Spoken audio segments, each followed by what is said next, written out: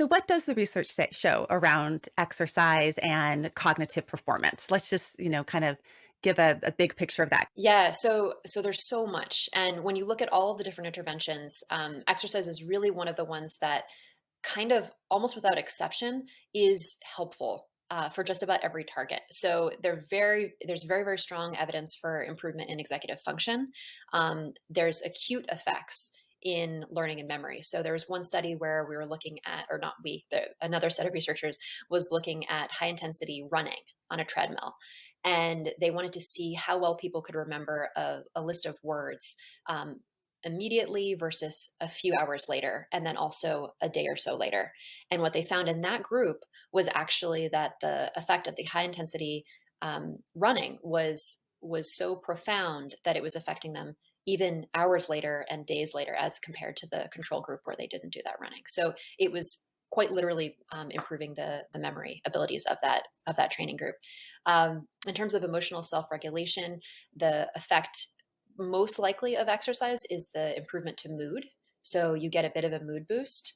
And so mood has a bit of a role in learning and memory. It also has a role in creativity. So depending on the type of creative task that you're doing, certain types of exercise can be very, very helpful. For instance, there was a recent study at Stanford that showed the benefits of going on a walk for multiple measurements of creativity. That's a pretty low intensity exercise, a pretty fun one. So I often, when I'm brainstorming ideas, I'll just go on a walk. And so then when it comes for emotional self-regulation, if you're feeling a bit down in the dumps, I actually do this myself often if I'm feeling discouraged or frustrated about some problem at work, for instance, or if I'm squabbling with my sister or something like that. I'll just do some jumping jacks. It's a very, very simple, quick intervention, and it immediately brings my mind back into a state where I can think more logically, think more clearly, and make decisions that I'll be proud of. So that's those are very simple ways in which exercise can be helpful. Well, gosh, as a therapist, there'll be so many times when I'll have a client come in and they'll be like, their whole life has changed, their problems, they have a different perspective on them, their stress levels, everything. And I'll ask them, how they're thinking about something differently or how they're approaching something differently. And they'll say something like, I took up pickleball. Yeah. I'll be like, okay. Yeah, like, actually, this Exactly. this intervention can have, like, an impact, like, Profound. today, right Yes, now, in the next 10 minutes, and then also an impact over the next 10 years. So it's a good one, to exactly. take a look at, and I loved how you talked about some of the research that showed that actually there is sort of a benefit for resistance training plus cardio, like, that combination is Mhm. particularly good for folks, and at different age. That's right. Yeah, there were differential effects depending on the age. I'd have to go back and make sure I'm telling you exactly the right information, but I believe the effect was probably strongest for adults in Mhm. their sort of 20s to 40s range. But I don't want to Okay. lead you astray, so I'd have to actually go back and double check that Yeah, study. or you can go get the book and you can look at the section on it. Perfect. And Okay. actually, just to make it easy, there are takeaways at the end of every chapter, so you can always go to the very flip to the end of the chapter and see all of the really simple takeaways that I've included there. Yeah. So we all know that. I think a lot of people are wanting to incorporate more movement into their lives, but there's some other more kind of unusual neuro hacks that you talk about in the book. And one that what interested me was around nootropics. That's sort of a Mhm. hot topic for people right now. People often want to say, "What can I take?" What can I Yeah. ingest so I don't have to Right. work so Right. hard, really? But what are some of the nootropics that you looked at and that you are experimenting with yourself, and then also suggesting people might want to try out in terms of cognitive performance? Yeah, so this is a really interesting topic, and I always get asked about this, and I have to admit that I always feel a little uncomfortable. And I'll tell you why. I personally do not use nootropics very much at all. And there's a bunch of reasons for that. Now, that being said, I'm happy to mention some of the ones that I do describe in the book. Um, but I want to start with why I don't use them, because I think that's important. So the main reason is that we don't have very solid data, at least in this country, on their efficacy. That's the first part. The second is that we don't have really solid data on their safety. And that might be kind of surprising, like, oh, what does this mean? How could it be that bad? I can just buy this thing at my local drugstore. What's the big deal? Well, the problem is that here in the US, as opposed to in many other countries, we don't regulate um, the sort of manufacturing and processing and ultimately the quality of vitamins and supplements in the same way that we do for, say, prescription drugs. And the reason why this is problematic is that there are groups like Labdoor or Consumer Labs or a bunch of others that have gone into local drugstores, and they've picked pills out of the bottles, and then they've brought them back to the lab, and then they've looked at how well does what's written on this label actually match up with what's in the bottle. And it's pretty shocking how poorly it often actually matches up. So we're talking about 50% differences here, or more in some cases, can be 90%. So what that means is that you think you're taking something that is, 10 milligrams of X, Y, or Z, but you're actually potentially taking half that, or 90% of that, or maybe 2x that. And the problem is that for some of these substances, it's not super well understood exactly what the effect is going to be on you. So it's not that unreasonable to think that you could end up having some actual health conditions related to that. And along those lines, there's actually been long-term studies of people who even take multivitamins long-term. And I'm not trying to say you shouldn't take multivitamins, because for many people, their diet is not sort of diverse enough, and they don't have access to really high quality food. We have a lot of issues with food supply in this country, so I don't want to pass judgment. But there are studies that you would expect if someone is taking consistent multivitamins, they shouldn't have any nutrient deficiencies long term. They should, on average, have higher health than people who are not, controlling for other factors like both groups are of similar health level. In fact, actually, there have been some studies that have shown that they have worse health. And when you dig into it a little bit, some of the problem is that there can be issues around heavy metals, and even around impurities in the actual content of the pills themselves. So I'm not trying to lambast all vitamin and supplement companies in this country. There are plenty of, heroes in that space who are doing great work. It's just that as an average consumer who isn't really, really deeply, researching every single thing that they're doing, it can be really easy to accidentally take something that is not super safe. So anyway, that's my massive public service announcement. Sorry to be annoying. Well, I um, think I think honestly, it's refreshing to hear a quote neurohacker from, that I don't know, I think are you in Silicon Valley I now? am in Silicon Valley. Yeah, Okay, so that's you true. fit all of the stereotypes, right, with the I neurohacker. know. I To know. say I'm not there, but and even, I would say I take a nootropic when I take coffee. I mean, I Oh, drink yes, for sure. coffee Yeah, every of day, and course. it has a dramatic influence on my mood and on my attention and my alertness and in Yes. all of that. And at the same time, I have sort of figured out what the right amount of coffee is for me, because if I go over my double shot, I Or get you love, jittery yeah. or I have difficulty Hmm. sleeping, or so, again, where it goes that personalization of I was interested in on you're combining coffee with um a theanine and L-theanine, yeah, exactly. That's an interesting one, especially for people who have the profile of they run a little more on the anxious side. So combining it with L-theanine does seem to have this kind of more calming effect, where you still get the attention and alertness boost from caffeine, but you don't have that edge. So it evens it out. And I will say that, I mean, again, I gave you my PSA PSA about nootropics. I certainly do. I take caffeine. I love tea. I have all different types of teas that I use. In the book, I talk about guayusa. I'm also a big fan of yerba mate. I drink pu'er tea, which is a Chinese tea. There are all kinds of different. I've also started trying mushroom coffees. But all that being said, I would not consider that to be a staple of my neurohacking practice, because I don't think that currently the level of research is there.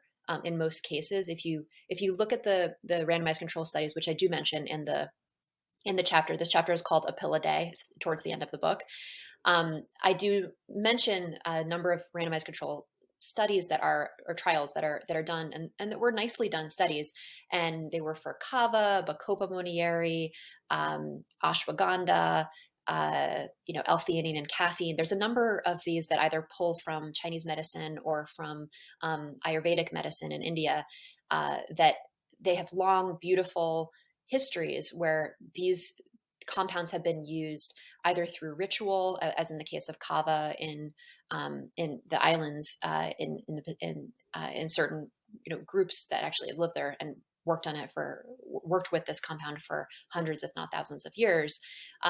So it's not that there hasn't been very effective use of these compounds. It's more that our access to the high quality versions of them and our access to knowing exactly which protocols are right for us is kind of not there yet. So that's why I know people are going to do it anyway, but I do think it's worth being very, very cautious when you're doing neurohacking with nootropics. And I think you should really start off in the areas that are, I think, more bang for a buck and have better science behind them, at least at this point, and for which we have better control over the quality of the actual product that we're using, at least in this country. There are exceptions where in other countries they have better regulation. And so when you buy a vitamin or a supplement from the local drugstore, you're actually probably getting what it says on the label. But in this country, that's just not always the case.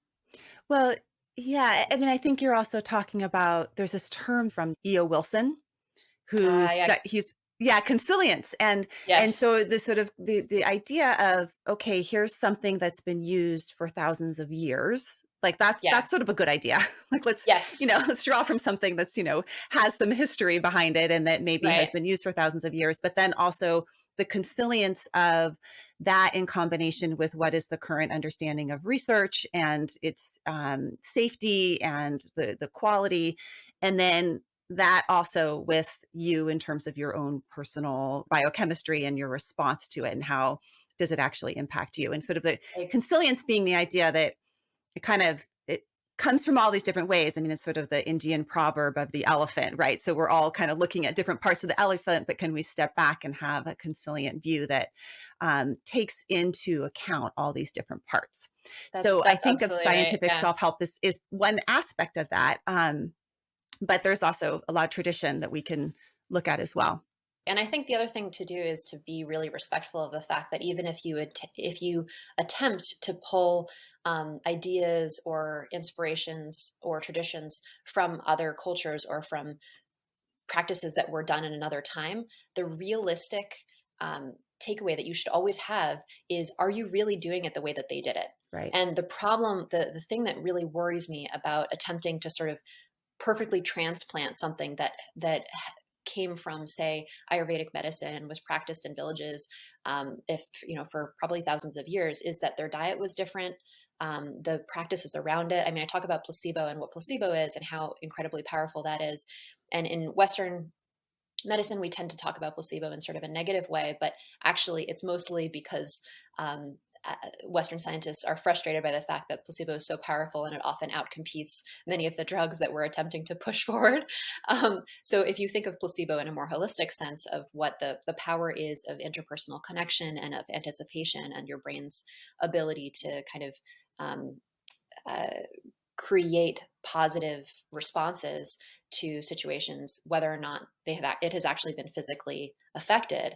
All of those effects and factors may have been strongly at play in this other culture that are not at play here. And so it may very well be that you simply cannot replicate that same effect that they so successfully had in, say, a village in India, if you're sitting in downtown San Francisco, right? Or if you're sitting in downtown New York City, or if you're sitting somewhere else. It doesn't really matter. The point is that you need to be aware of context. And so that's where I often feel frustrated as a researcher and also as I guess a practitioner of neurohacking, because I'm trying to find something that's really going to work for you. And I think it's important to be respectful of the fact that you can't expect yourself to replicate something that probably was even sourced differently, right? Like if you're taking kava in a pill form, that's just not at all the same as if you're participating in a ceremony that was, uh, part of that was A, social, and B, probably also sourced from maybe even a different part of the plant. I mean, there's a lot of Hmm. complexity that you have to keep in mind. So that's why I really think of that as an advanced tool. And for people who are, familiar with all these moving parts, absolutely go after it, enjoy it, explore it, be safe, but do, go after it. But for people who are just kind of dipping their toes in, I would say really start with the interventions that come earlier in the book. So I actually start off with placebo. I start off with exercise, and I talk about how you can use those things to to just get, kind of get your muscles moving on the neurohacking. Thank you. That was such a beautiful description and such a nuanced description of Okay. how, oftentimes we're trying to culturally appropriate these things that work, Yeah. and grab them for ourselves, and it's not the Right. whole picture. So let's talk about placebo, because Yes. here we are. So this is self-help, scientific Yeah. self-help, and Yeah. you are talking about placebo. And oftentimes we think of Yeah. a placebo as someone's kind of telling you secretly, this is really going to help you, but you don't really know it's, not the real thing. But Exactly. how can you placebo yourself? Yeah, so this was such an exciting area. I was a grad student at Harvard, and I ended up just randomly having this dinner that was available for students with Ted Kaptchuk, who is the head of the Center for Placebo Studies at Harvard, which is actually an amazing whole research area that I was completely unaware of. And so his background was that he had studied in Chinese medicine. He also had studied as a Western scientist, and was obviously very familiar with the sort of standard biomedical research model. And so he wove together these two fields, these two deep areas of thought into one. And so what he was studying was, okay, what are the effects quantitatively? The effects of placebo. Let's not treat it as a nuisance variable. Let's actually treat it as an intervention unto itself. Let's do it on purpose, in other words. So he was trying to say, okay, what are the measurements? What are the effects? And then what happens even if people know that they're receiving the placebo? Does it still work? And so that was a question that he was asking. And then I got curious because my background was more in neuroscience. So I wanted to know, is anyone doing this in cognition? And indeed they were. There were people who were looking at the use of placebo in sleep. Mm. So if you were told that you slept more, would you feel more alert? The answer was yes. If in areas with brain games, so I had done some research on brain training and brain games, and I was curious, was placebo playing a role there? Yes, it does seem that it was. But usually the reaction that we have, both from what we see in the media and just when I've talked, casually with people, is okay, well, if placebo is playing such a big role, that just means it doesn't work, right? Well, that's certainly one way that you could look at it. That the you could be saying that the primary intervention here that you thought was causing the effect is not necessarily the main effect. But there's a much more interesting way of looking at it, which is let's let's use the placebo. Mhm. Let's actually harness this incredible power for our own purposes. So what that chapter is about, which is placebo on purpose, is what are all the ways that we've learned that we can actually use placebo, and we can actually do it on purpose, and we can use it in service of trying to improve our mental performance. And there's one other thing that I would mention when it comes to placebo, which is nocebo. And that's sort of the evil twin of placebo. And it's essentially the anticipation that something will be negative for Yeah. you. So we all nocebo ourselves when we think that we're going to do poorly in something, and then we do, right? If you have performance anxiety and you experience kind of a reduction in your performance relative to how well you performed when you were just practicing or rehearsing, you just noceboed yourself, right? So it's a very, very real effect. And I think part of what we need to do as neurohackers is use whatever tools we have available to us, but also recognize when we're using those tools in a negative way on ourselves and learn not to do that. And I personally certainly experienced that as an athlete, where I would, there'd be some other player that I was kind of afraid of because they had such an incredible win record, and I would nocebo myself going in, and I would have, my coach comment and be like, what were you doing? You missed really easy shots there. And I would have to come off court, do a breathing exercise, try to do different different things to try to put myself back into the right mental frame so that I actually could go in with a placebo rather than a nocebo, if that makes Yeah. sense. Yeah, at a certain level, especially in something like sport, it is no longer actually the physical ability that's Yeah, causing the win. It's very much a mental, mind state, and exactly. that's why we have sports psychologists that are there on the team to help people practice mindfulness and, all sorts of things. And certainly with that nocebo concept, when we look at some of the core processes that are involved in change outcome in therapy, sense of self-efficacy and Yes. belief is a big part of that. So, Huge. I mean, Yes. we could even say that the sort of the placebo of therapy is coming into especially in research. Sure. I did treatment outcome studies, and there Okay. was so much about the the participant coming to a university, signing up for a treatment with, Right. at a university, With the the white person with coats and the the diplomas on the clipboard back. and the Yeah. assessment. I mean, is that Yeah. why this treatment worked? Especially since I Was was just working. doing it against waitlist control. Right. you know? Right. Especially with the waitlist control, that's Yeah, a really like rough one. painful. Yeah. Yeah. Don't Yeah. trust Yep. any of my dissertation outcomes. Um, and also, what I also learned in that process was, gosh, behind the scenes when you're doing research, someone's coming in, they're doing their intervention, and for this group of people, there's going to be some people that do well, and then there's going to be some people that just really are not, like, they do not improve. All these different individualistic contextual factors that show up Absolutely. Yep. that are, if you follow the protocol as is, don't actually individualize treatment. And so that's what I really Exactly. Yep. appreciate about, even this idea. But okay, so how would you placebo yourself? Like, what would that look like? So let me. I'm actually going to pull up um, one of the protocols for you, and it's on my website right now. So this is actually kind of a fun one that if anyone is listening to this, they can follow along. So if you go to the resource section, I have a bunch of self experiments, and this one is actually to boost creativity. So it's called Placebos for Creativity.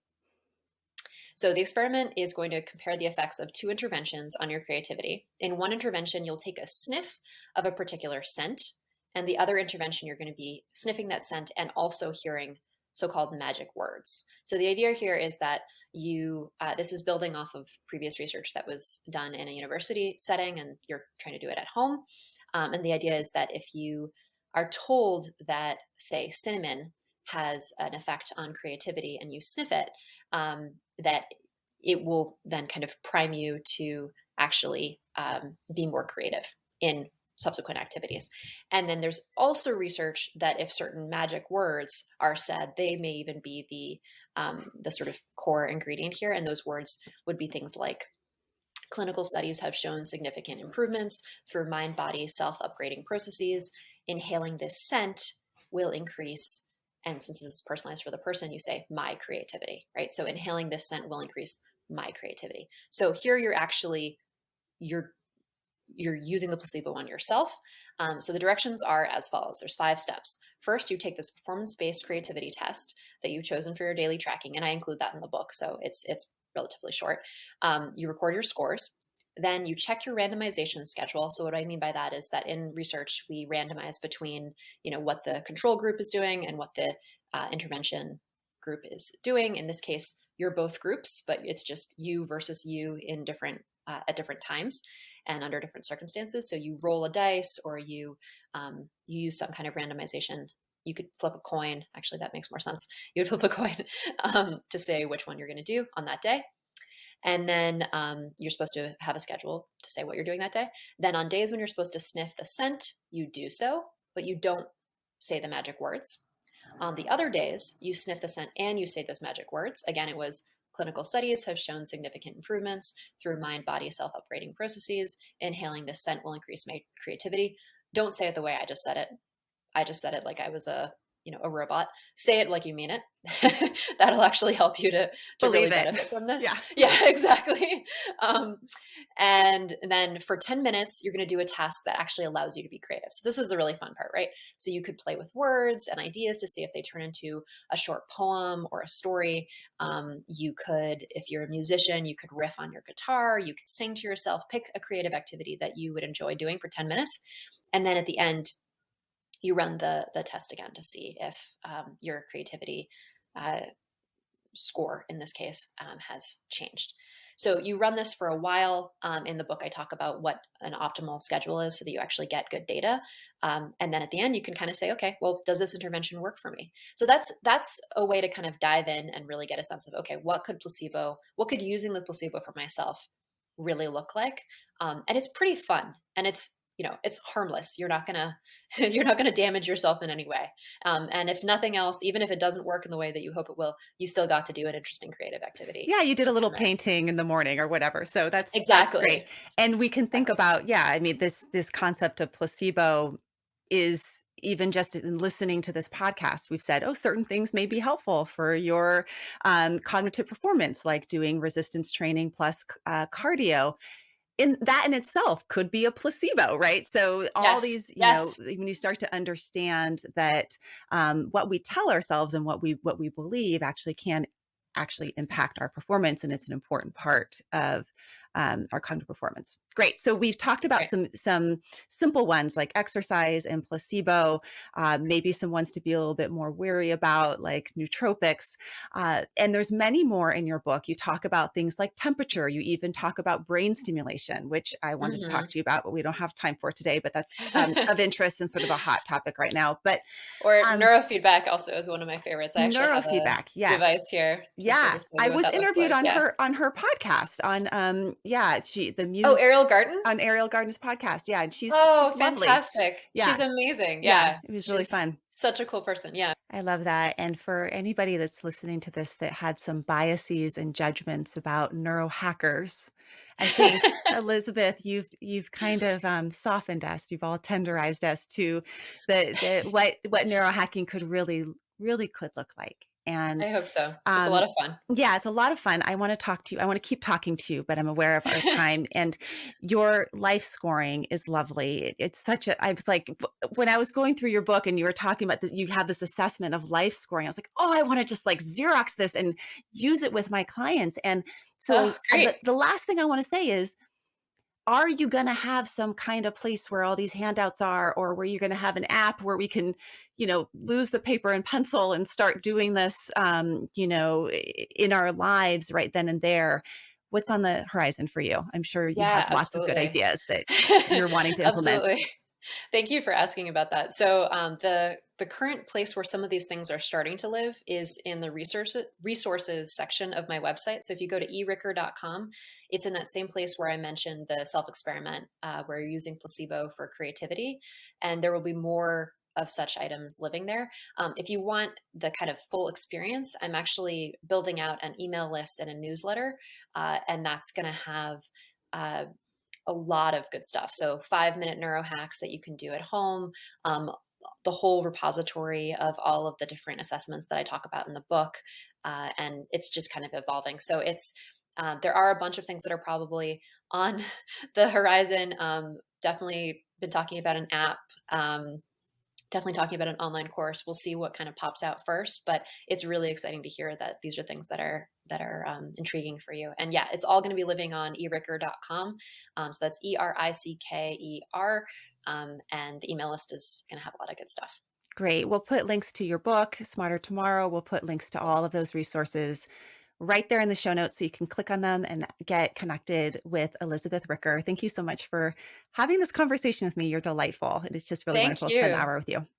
This has been great fun. Thanks a lot.